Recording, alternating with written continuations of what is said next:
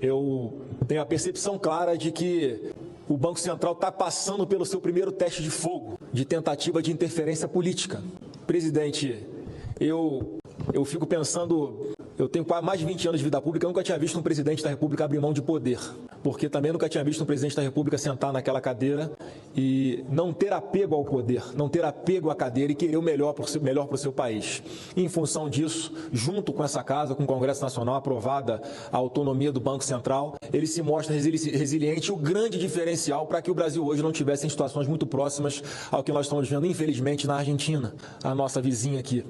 E eu vejo muitos do atual governo, Roberto Campos Neto, comemorando, por exemplo, a redução da taxa de juros, pelo menos uma estabilidade na taxa de desemprego que não cai na medida que nós gostaríamos, que seria possível já em situação de normalidade que o Brasil enfrenta hoje, porque nós estamos mais numa pandemia, e ao mesmo tempo atacando o Banco Central exatamente pela postura conservadora, responsável, e reduzindo agora pela primeira vez a taxa de juros com credibilidade, permitindo que nós consigamos manter aqui uma estabilidade da nossa moeda.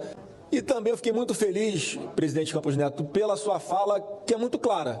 A taxa de juros no nível que estava, ela ajudou muito a haver uma queda na inflação exatamente naquilo que mais atinge os mais pobres. Na sua apresentação aqui na página 27, que eu fiz questão de grifar, a queda da inflação ela é muito maior exatamente no ramo de alimentação, domicílio e bens industriais. Portanto, aqui os mais pobres protegidos pela prudência do atual Banco Central Independente.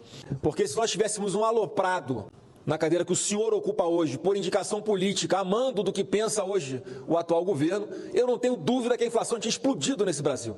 O desemprego já tinha explodido nesse Brasil. A taxa de desemprego, já teria explodido nesse Brasil, para muito pior. Então, fico satisfeito, presidente. E também, a exemplo que falou o senador Ciro, me preocupa muito as propostas que chegaram a essa casa e a fala desconectada da realidade do atual governo. Porque o discurso é de austeridade, de passar alguma tranquilidade relativa do ajuste fiscal que está sendo proposto a essa casa. E na prática, o que nós vemos foi, além do final do ano passado, já termos aprovado aqui no Congresso, com meu voto contra, um rombo de mais de 200 bilhões de reais para que o governo gastasse a partir de 2023, pelo menos até o momento, já há um déficit de mais de 42 bilhões de reais. Até julho desse ano, mais de 42 bilhões de reais de déficit, ou seja, de gastos acima do que foi arrecadado.